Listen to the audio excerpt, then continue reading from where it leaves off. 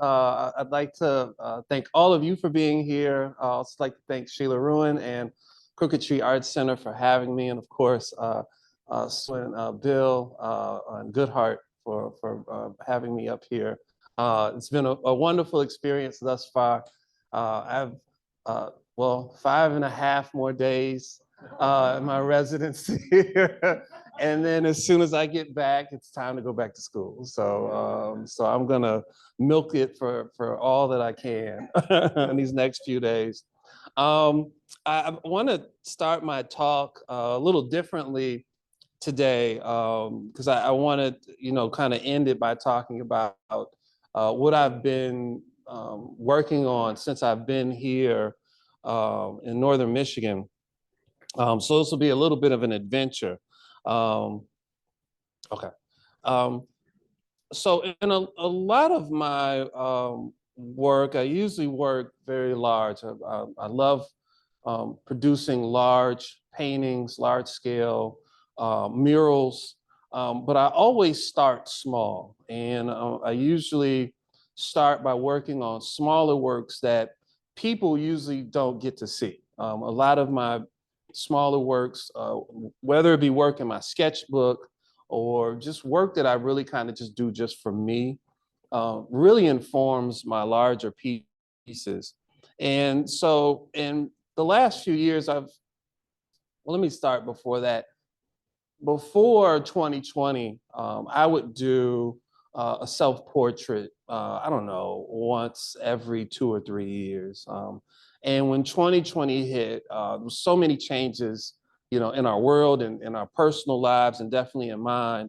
And I started doing a deeper dive into the self, right? And into who I am as a person, who I am as an artist.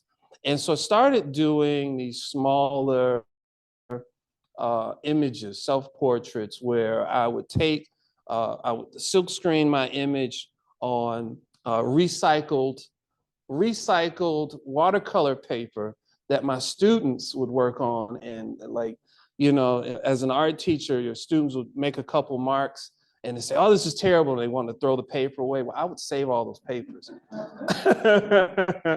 Gesso them, and my students could use them, and in a lot of cases, I would use them. And so I took a lot of those papers and started doing these silk screens and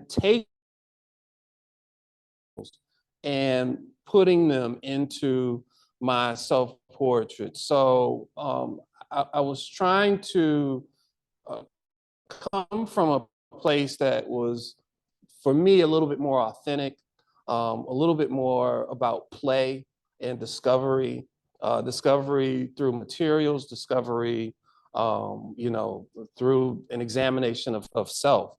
And I came out with these, I don't know, like really interesting self-portraits where I could play with some spray paint, I could play with graffiti, I could play around with text, which kind of has come in and out of my work over the years.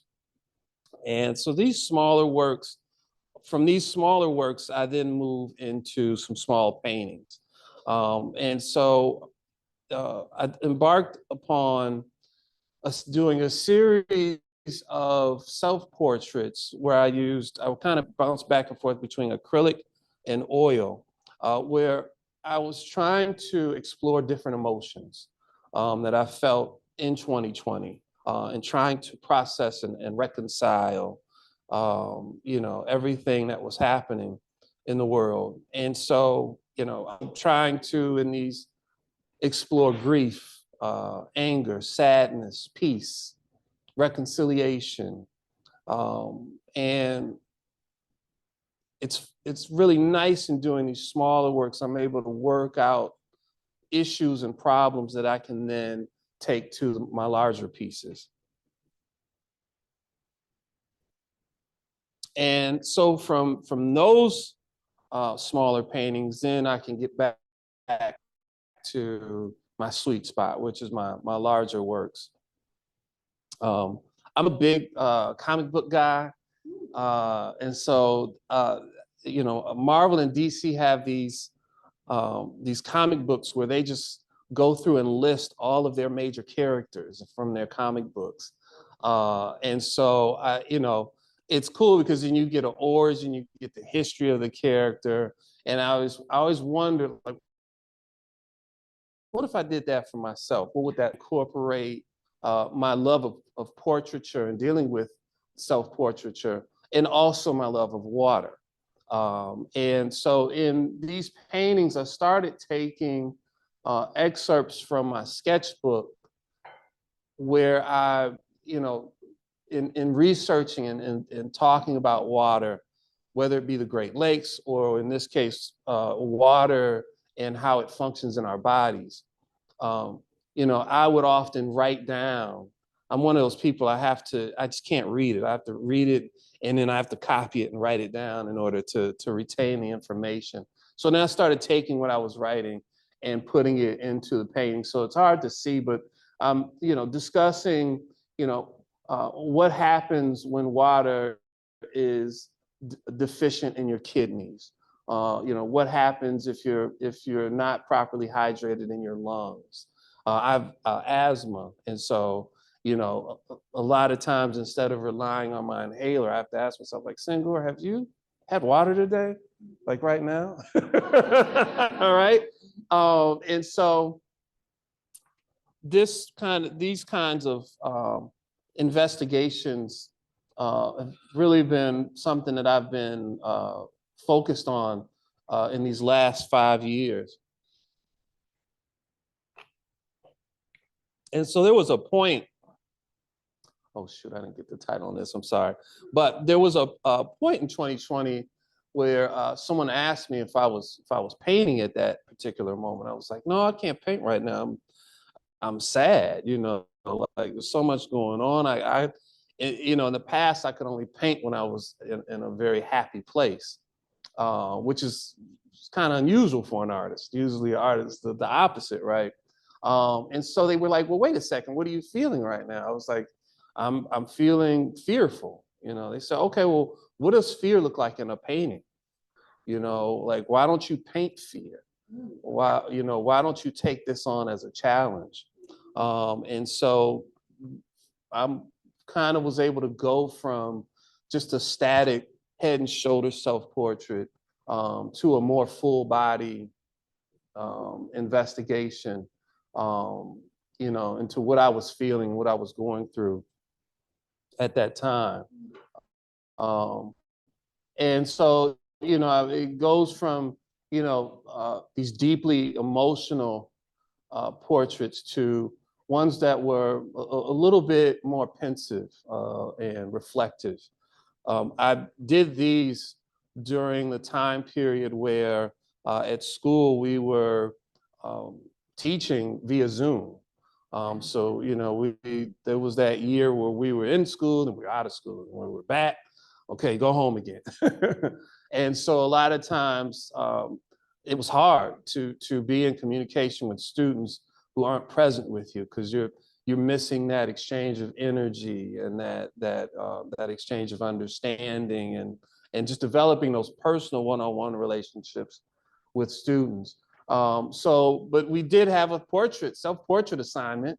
And so I always have to check myself when I'm teaching because I'll, demand that my students work in their sketchbook and demand that they do, not just one thumbnail sketch, but 10. And I always have to ask myself, well, Senghor, did you do 10 thumbnail sketches for your painting? So in these, I had to do some self-portraits along with my students. So I developed these. I was actually in the classroom by myself. And so I wanted to sort of depict what it was that I was experiencing and be able to relay that back to my students.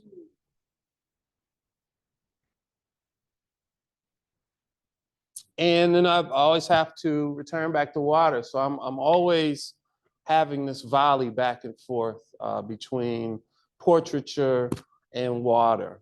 I sort of started my painting career, painting people, doing portraits. At the time, I would do portraits of friends or famous rappers that I listened to. And so there was a point though where I really wanted to depict myself in an outdoor setting. And I realized, that at that point in my career, I had never really painted the outdoors. I had never really dealt with trees or clouds or grass. And so my first portraits of me outside were terrible. I was like, I don't know what I'm doing.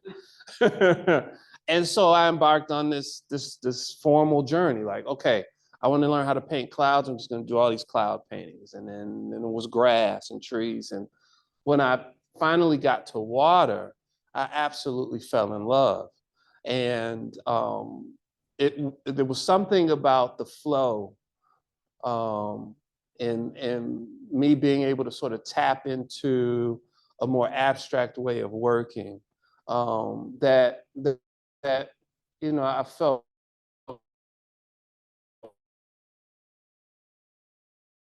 really in touch with and experience when you're doing a portrait.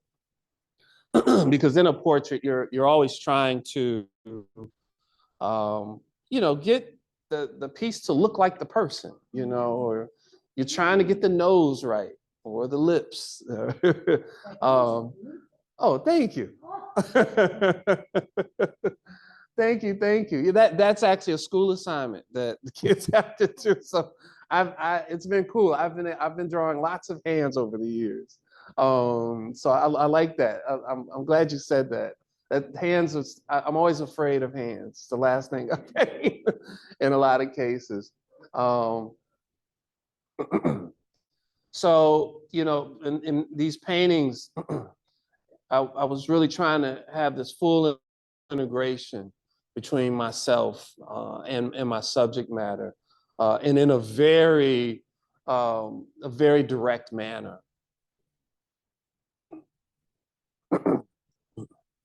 So, where does all this come from? Well, number one, my mother is an artist. My mother is Shirley Woodson. She's was an artist or is an artist. Was an art educator in Detroit, the Detroit area for 50 years, and so my background as an artist is in the genes, right? I was kind of cultivated as the son of an artist. Everything we did in our family was centered around art. We never really took vacations. If we went to New York, it was to see art, or if we went to California, it was to go to an artist studio. I remember begging my parents or my dad to take my brother and I to the Empire State Building when we were in New York City. And we went up to the top for about 5 minutes. He was like, all right, we're going to the Met. Let's go. And so over the years, I've been able to revisit and do portraits of my mother. And these are two recent images. And I want to show you a little bit of her work. So the other part of my love for water also comes from my mom, in that she, not in all of her paintings, but in many of her paintings, my mother has referenced or used water as a reference or as a context for her figures. And you can also kind of see that color palette. Growing up in Detroit, we have a really rich painting tradition, and artists are not afraid of color in Detroit. And so growing up, was always surrounded by these painters who, love to use these bold, highly saturated colors. And so this is definitely something that influences me as an artist. And then here's a image of my mom in her studio when I was younger. She's 89. now and still working. Yeah, she just had a solo exhibition back in November and unveiled a 8-foot aluminum sculpture back in July of this year. So we're still rolling. Yeah, it's definitely a blessing. Um, so this is Good Heart is actually my second artist residency that I've ever had. And my first was earlier this year. I was able to go to the McDowell Artist Colony in New Hampshire. And it was a really great. When I first got there, I had to release a lot of chaos. Uh, and so I set up a bunch of canvases, unstretched canvases, and just released. Using water as a primary theme, um, was able to really explore gesture, uh, different color palettes, um, trying to resolve and settle different emotions, and also just trying to approach water from different points of view. I kind of, in a way, um, I don't like approaching water the same way twice. I try as much as I can, especially in larger paintings, to come at water differently, whether it be by using a different palette, using a different technique, exploring different styles of mark making. I'm kind of always pushing for new discovery, and also trying to think about, okay, like you know how have I not dealt with water? Have I dealt with droplets, rain droplets falling on a body of water, and how might I approach that as an artist? Or if I'm looking um, through water, you can see the top surface of the water and how light might be reflecting, but how is light reflecting underneath that water, that surface? Um,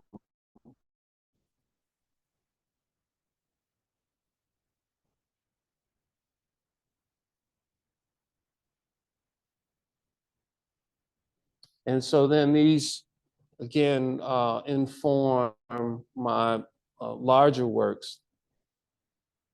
Um, and a lot of my paintings, when I'm dealing with water, I often use a sort of a grid format where I try to maybe like deal with one small section, and try to figure out what my approach is going to be in that smaller area, and then expand from there. It's kind of a way to avoid, artist block, or reaching points in a painting that are really difficult, make you want to quit. It's like, okay, well, let me see if I can figure things out in a smaller area. And eventually, that grid begins to disappear, and then the full message or body of the painting then takes over.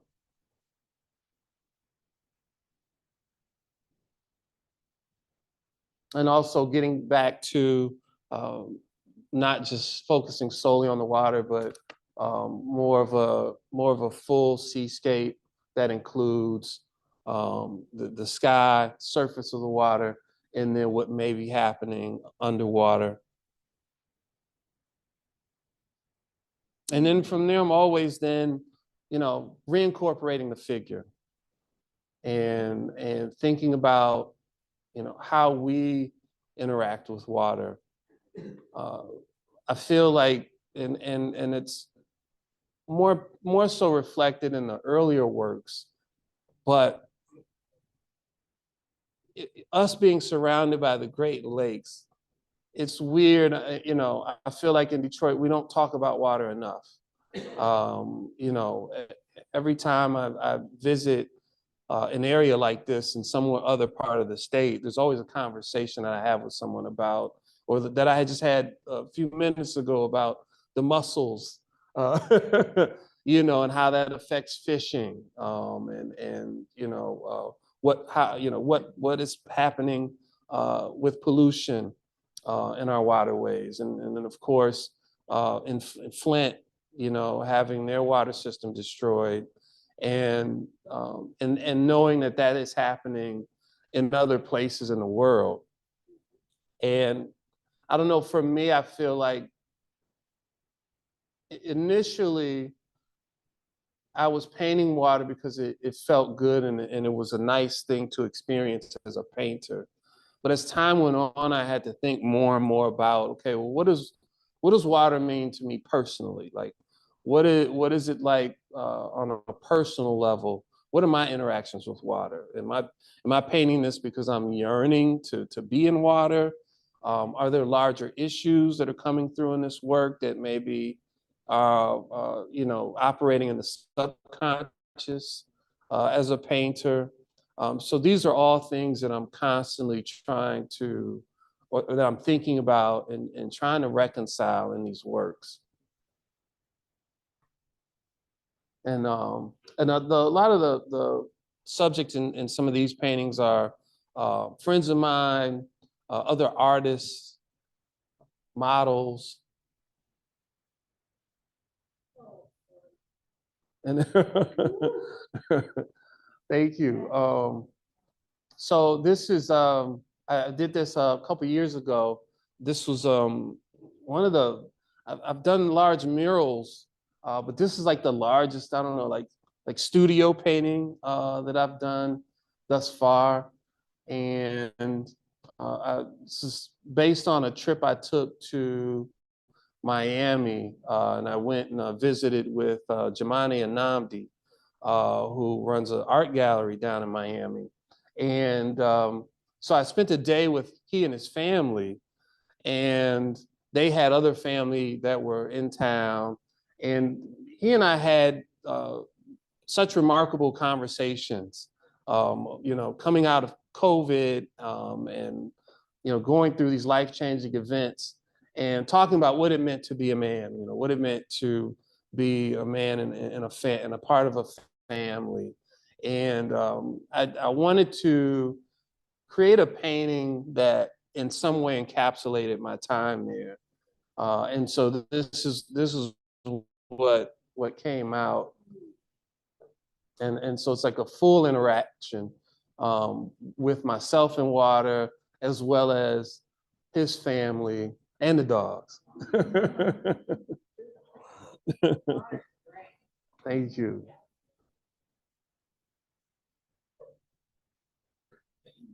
I've also been fortunate enough to, as I mentioned before, do some large public works of art in the Detroit area.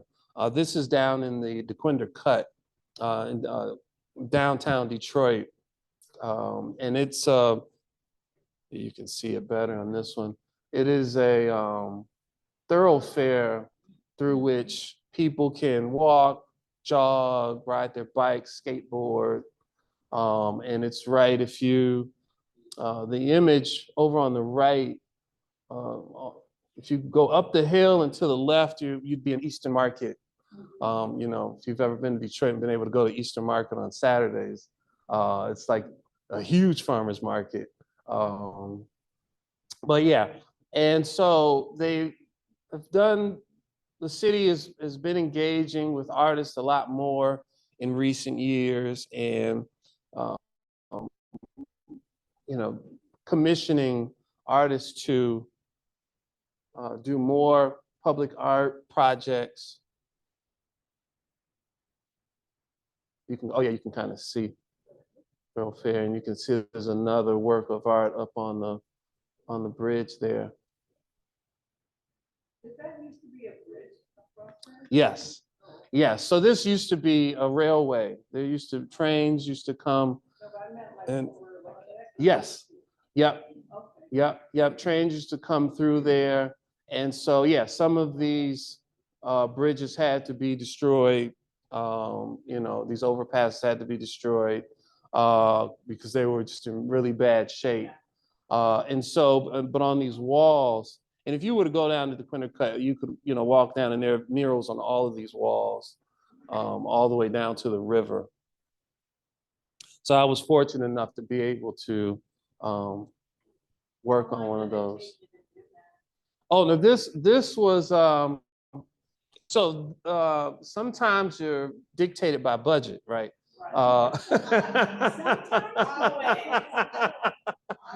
So no, this I did this in 10 days.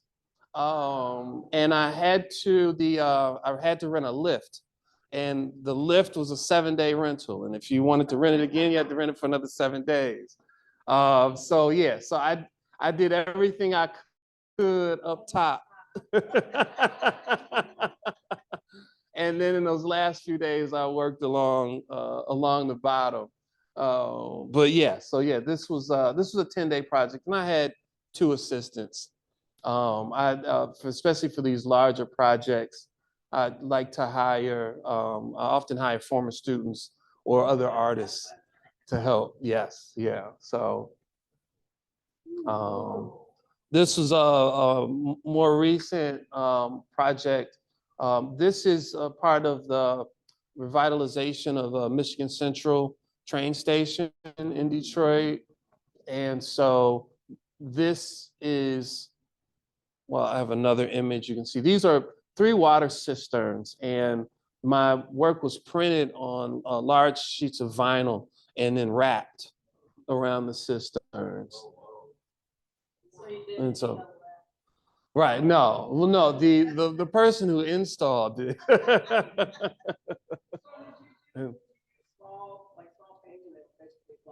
Mm-hmm. Mm-hmm. Yes. How big did you have to make them to get when they're blown up? The resolution is so good. I mean, oh yes, yeah. We had to reshoot the pieces.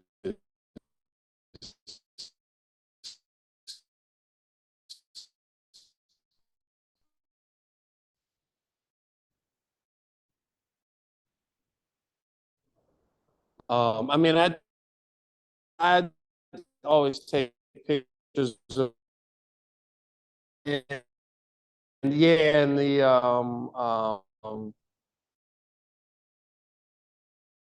Vector Lab Detroit, pretty remarkable printing job. Really.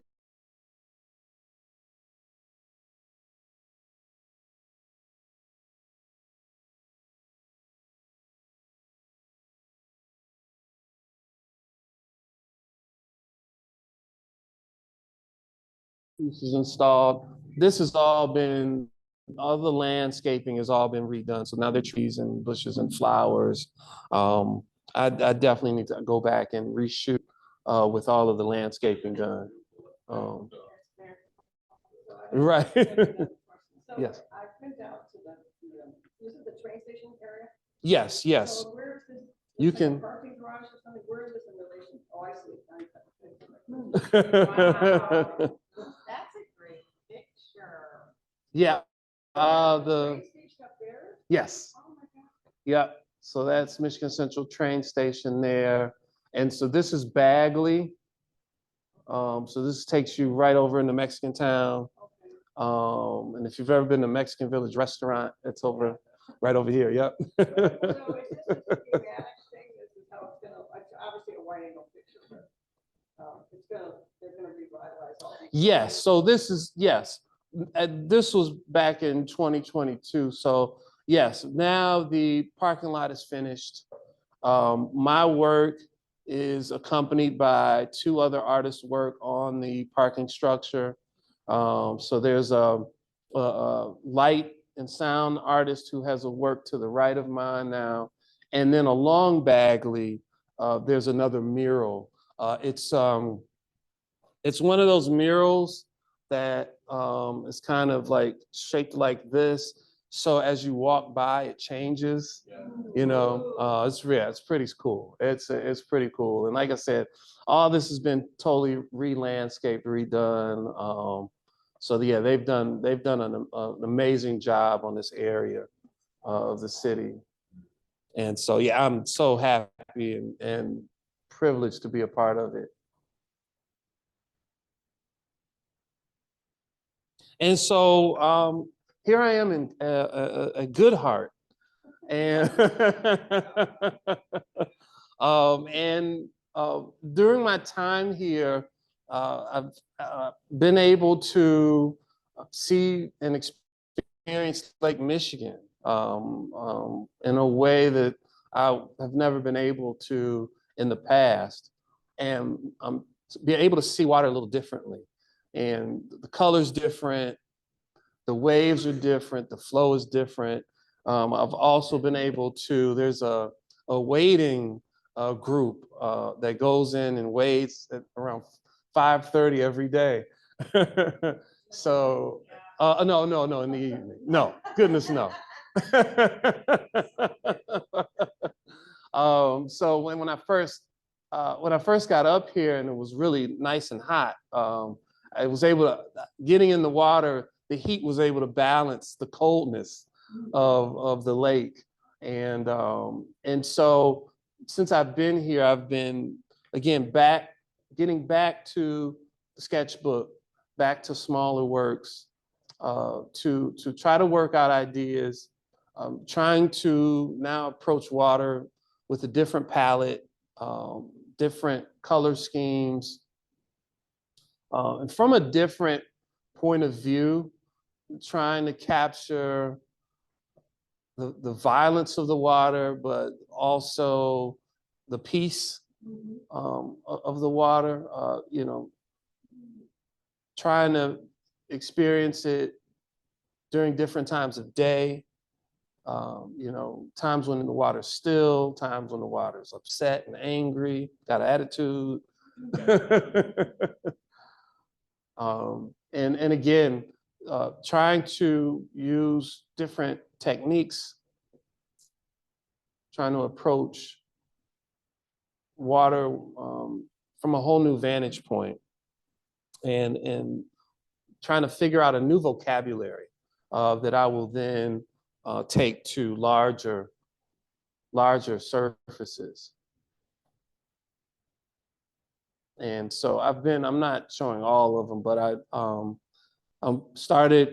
working on 30 of these smaller pieces and just kind of bouncing back and forth, from one to the other. These are the ones that are most developed and resolved up to this point.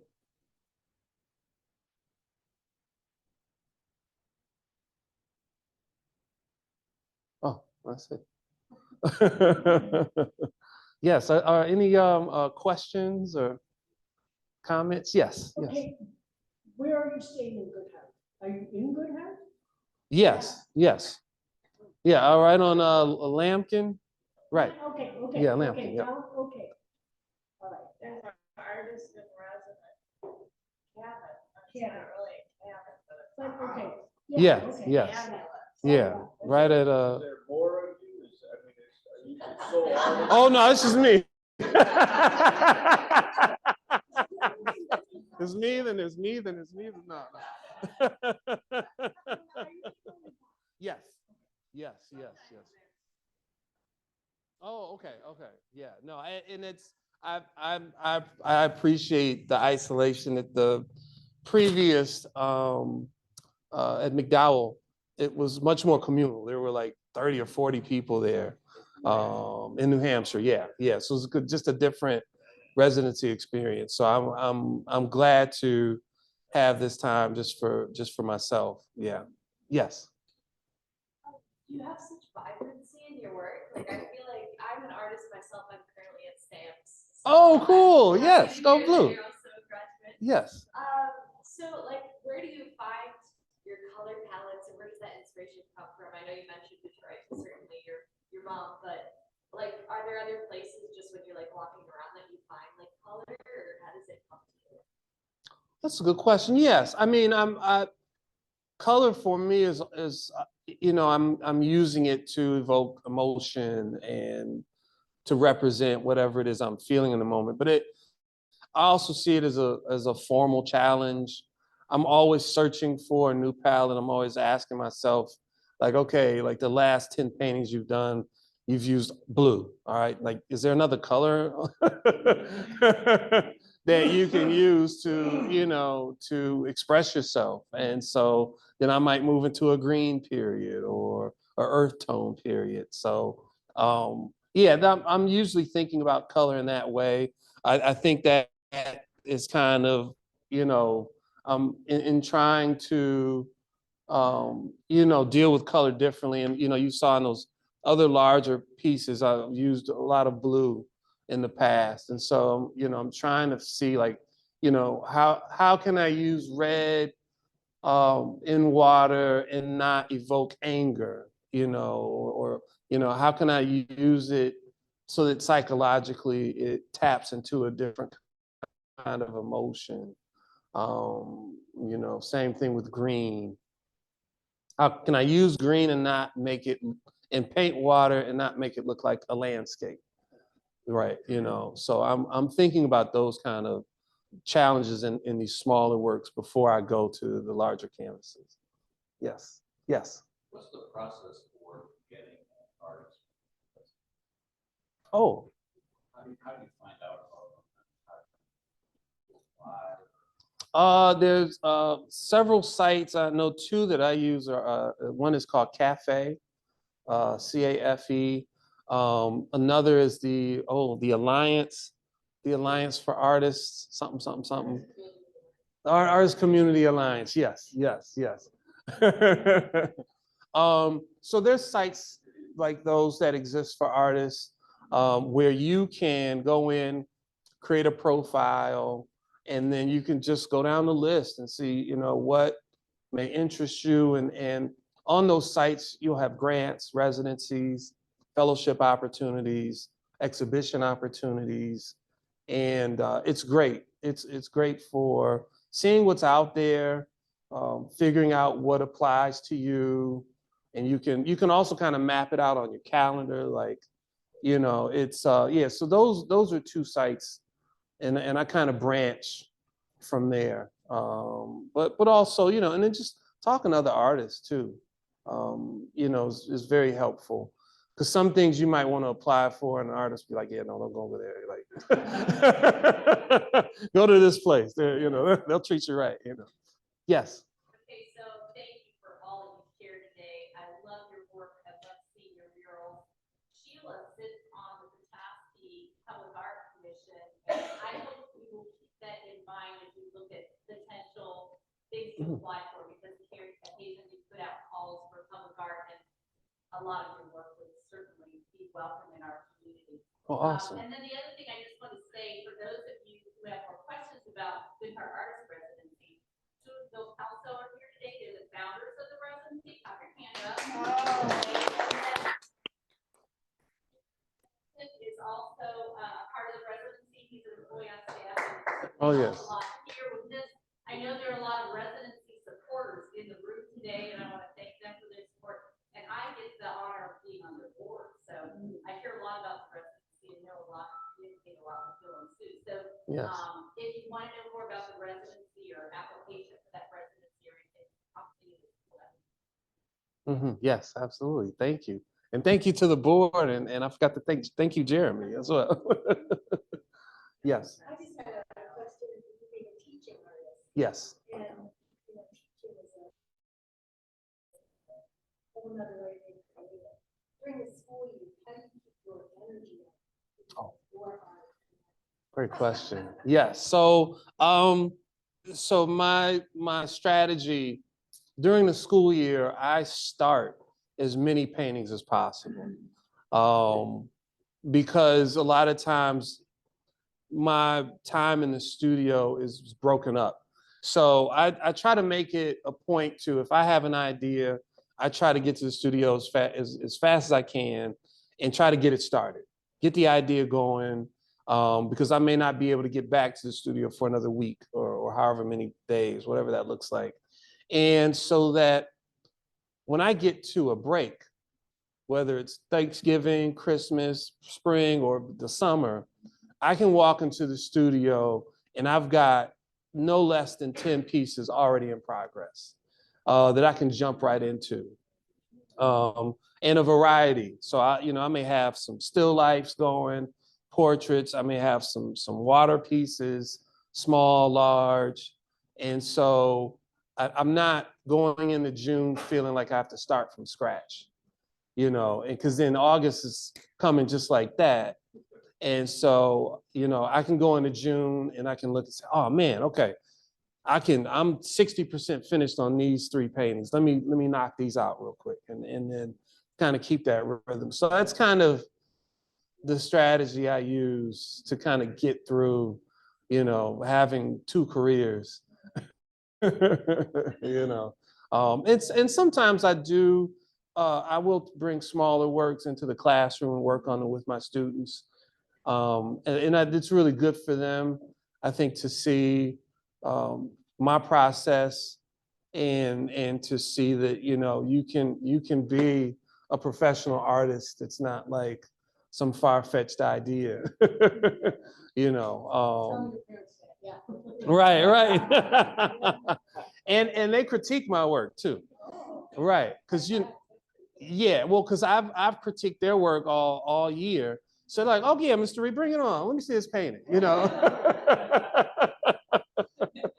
and so then they're excited to critique me and give me suggestions. So it's a great exchange. Yes. Just a comment, water has 3 forms. I did see one of your work was like winter frost or something. Yes. You should come back this winter and really see the 3D. Yeah. Yes.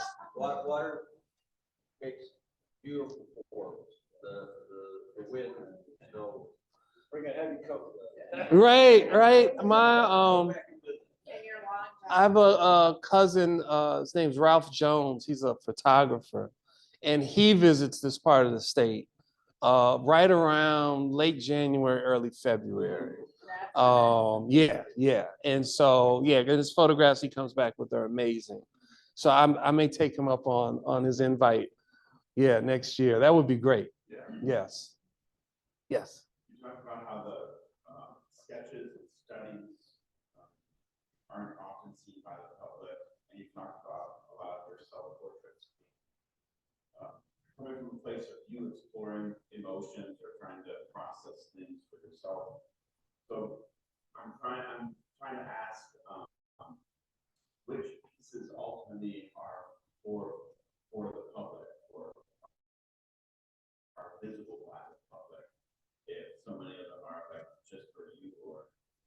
And I also been thinking about the dead artists who you see, and you'll often see the sketches or studies right next to the big pieces.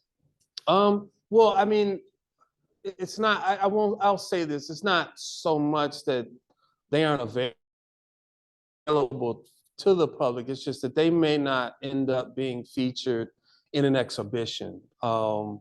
Because sometimes, if you have an exhibition and you're trying to present a body of work, you want it to be a body of work that is as resolved as it can possibly be.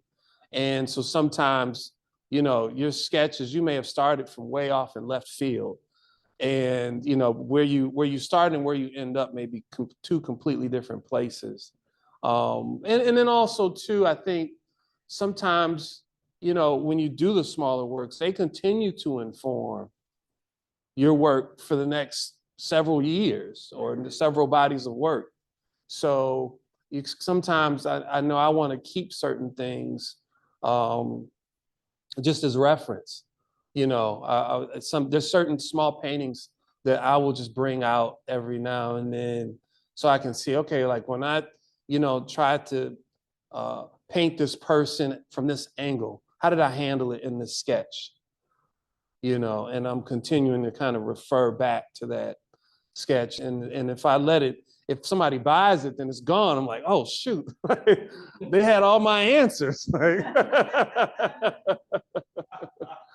So yeah, so I think that and some of these small pieces I will, I'll release out, and sometimes I give them as gifts, or sometimes make them available. I mean, as an artist, you know, the business side too of being an artist is you want to have work at every price point, you know, so that's something to think about too. Yes. I have an idea for you. All right. Artisty kind of people. Okay, you're talking a lot about water, right? Mhm. I'm in an open water swim. So right after this, I'm gonna go to the break wall and I'm gonna swim. Uh-huh.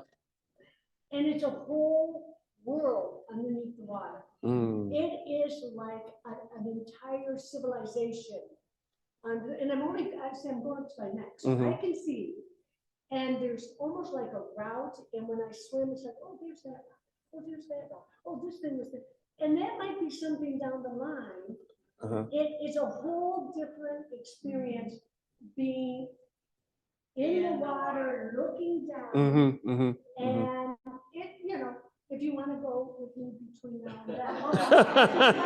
Let's get in there. Going out together. Right. It is like, you know, because you look at that plastic thing and people are looking for plastic stones, and I dive in, and now I'm in a different world. Wow. And I'm just swimming and swimming and swimming, and it's really good. So that's all I want to say. All right. Okay. I will. I'm open. We also have a cross, oh, sorry. No. We have a cross out in the lake that you could go out in the winter time and look at. Oh, cool. It's a Okay. crucifix in the bay. Oh, really? Jesus. Oh, wow. Jesus is on a crucifix. That's deep. Way down. Wait, well, Oh. Further than I could. Okay. yeah, so there you go. All right. Yes. I also spend a lot of time swimming and going to the lake. And I'm so moved by the studies. I just like, I feel like it is beautiful way you both the sense of the movement of the water, the reflection of water. They're not naturalistic colors, but the way the color has this balance of ocean and evocation and other.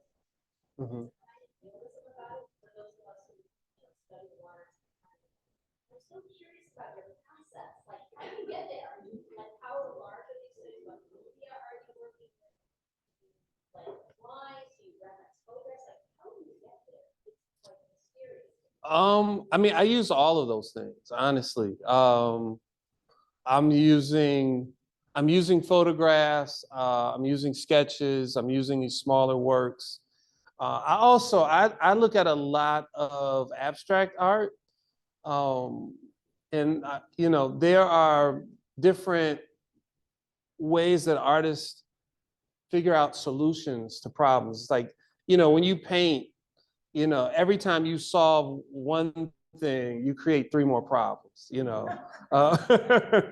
And so, you know, I'm always looking at how other artists resolve issues. You know, before I leave here, I mean, I took some pictures, but I'm looking at how artists are dealing with water in this exhibition, and how they're approaching it from what vantage point. Are they underwater? Are they looking down? Is it, you know, bird's eye view?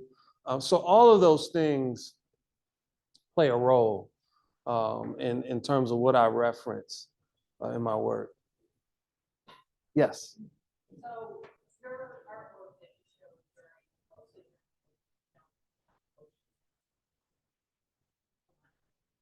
Then you transition back to after time. What changed from that time period?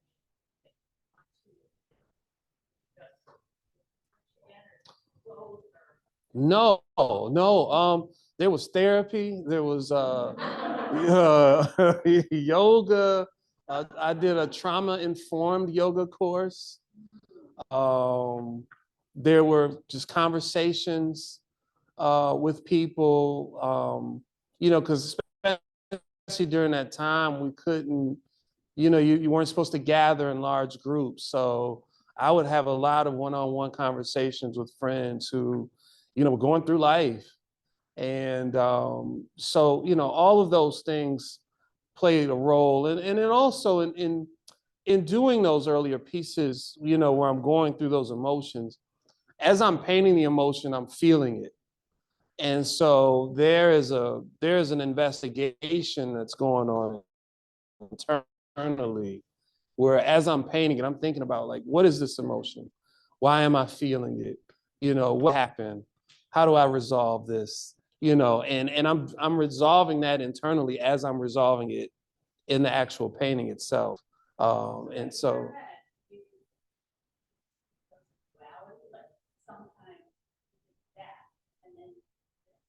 yeah. Like, how do they overlap? Like, it's a very different set of things. Yes. Well, you know, are you an artist? Okay. So artists, we're roller coasters, like emotionally. We're all over the place. I mean, I just gotta be frank. So it's right. So it's like there's compartmentalization, there's overlap, there's you know, in these paintings, you know, when I start a large painting, I'm dancing in the studio, I got the music going, it's wonderful, I'm jamming, and then I do something and I mess it up. And then I'm like, Senghor, like, you have a show in 2 months. You're the worst artist. Why did you decide to do this? Like, maybe you can push the show back. Maybe you can get sick real quick and cancel, you know, like, and then you work on it, it's like, okay, all right, I solved that. All right, I'm dancing again, you know. And it's one of the reasons too why I work on so many pieces at the same time too, so that I don't get, so I'm not trying to pour everything into just one piece. Because if I have an issue with that, then I have nothing, I don't have anything to bounce off of, you know. So by, you know, starting 20 pieces at the same time, I know, all right, 5 of these are going to be great right from the outset. You know, some I'm gonna have to work with. These other 5 are trash. Like, I'm just, I'm gonna give them away. I'm gonna put them up under something in the studio. So yeah. So it's I'm ping pong. I'm bouncing as an artist. You know, from period to period, and the art. I mean, that's a part of, in making a body of work. You're trying to create a body of work that sort of balances all of those moments, you know, so you get a body of work that is symbolic of the ups, the downs, the backwards and sideways, like everything. So yeah, and that I think being able also to go back and forth between portraiture and the water helps to also balance that too. Yes. What's the best way to follow you? Right. Let me get back to my yes. Yeah, you Instagram, and you can also watch a couple of years ago I was featured by PBS in a short documentary that received an Emmy award last year. And so you can watch that. It's called Make Way for Tomorrow. And you can watch that on PBS's YouTube channel.